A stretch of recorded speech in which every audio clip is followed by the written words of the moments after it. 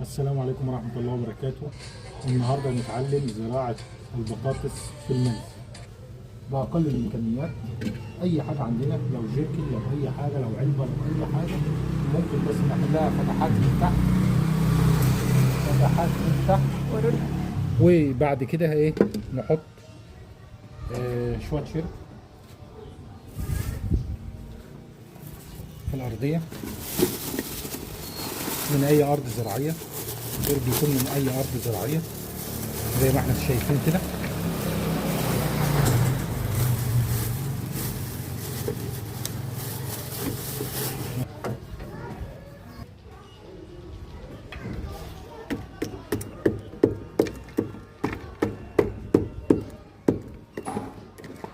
ماشي، هو ناشف بس لما يتروى هيطرى.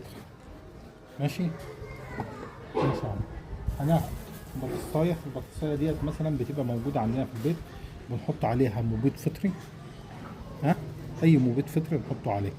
هي مزرعه اهي، بناخدها نحطها.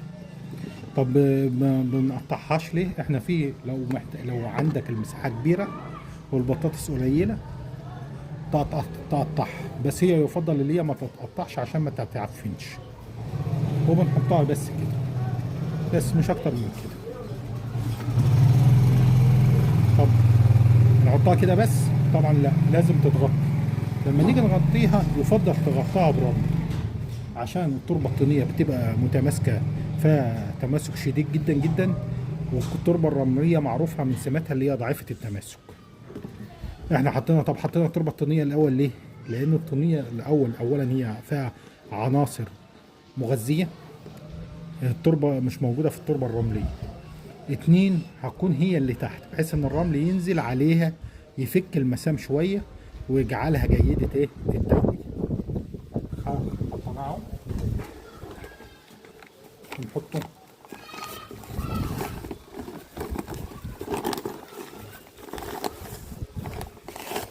بس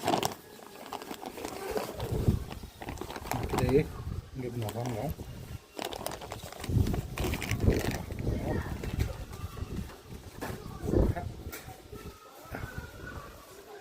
طب نعمل بعد كده هنروي رية شبح. طبعا نستفيد من التربة الطينية زي ما بنقول عليها، اللي هي من مميزاتها اللي هي فيها عناصر غذائية هامة، ومشكلتها اللي هي شديدة التماسك. طيب احنا بس هوريكم بس ديت بقى لها نفس الوضع بقى لها اسبوعين مزروعة. الشتلات الفاضية بقى لها اسبوعين مزروعة. طبعا البطاطس بتنتج على من 95 يوم ل 120 يوم بيبتدي انتاج البطاطس، فاحنا نستفيد منها في الاوضاع الاقتصادية اللي احنا عايشينها. الحاجات ديت تجيب لنا اي انتاج بطاطس، وحاجات حتى لو بلاستيك، لو اي علبة بلاستيك، اي حاجة ممكن تستخدمها. في ثانية واحدة بس هجيب مية اروي بيها.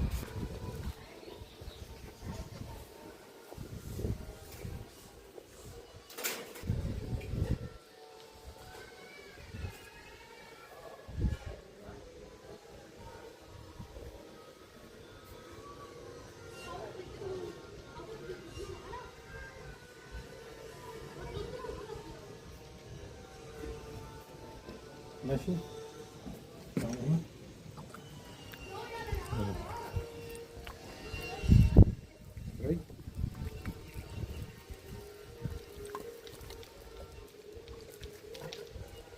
واحنا حطينا دي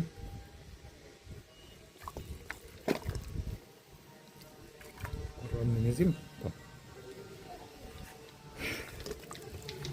زي ما احنا حاطين كده واحنا بنروي، تعالوا نبتدي زي ان البذره اتكشفت، ضغطها تحت، وبدات الرمل ينزل، وبدات تظهر، وبدا نستخدم اللي احنا نكسر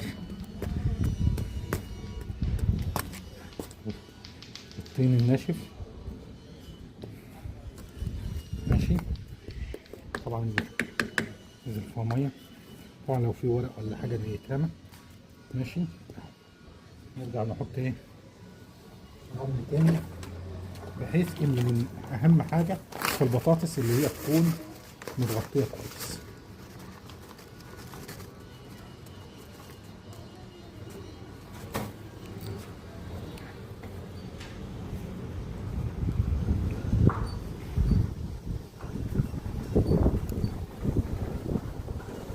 طبعا اثناء عمليه الري ممكن البطاطس تتكشف حتى بعد الانبات، نبقى واخدين بالنا اللي احنا نغطيها، هنحطه عليها تربه سواء رمليه او ايه طينيه.